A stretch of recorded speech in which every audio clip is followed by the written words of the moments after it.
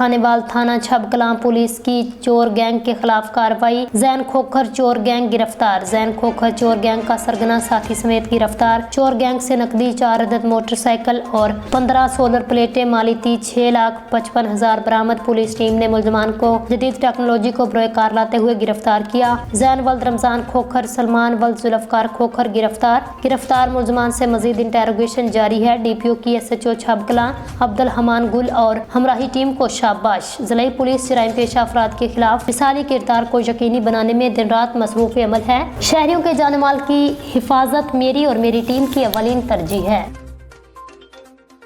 उनकी हालिया बारिशों ने जिला इंतजामिया और वासा का पोल खोल दिया। मरीद के अंडरपास बच्चों के लिए प्लेग्राउंड बन गया। निकासी आब न होने के बायस तालाब का मंजर पेश होने लगा, जिससे अहले इलाका में ताउन और डेंगू मच्छर फैलने का खतरा। इंतजामिया सुकून की नींद सो रही है।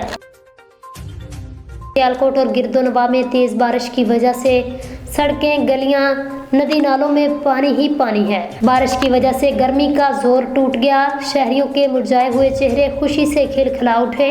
आज होने वाली बारिश से सड़कें, गलियां, दरियाओं की तस्वीर पेश कर रही हैं।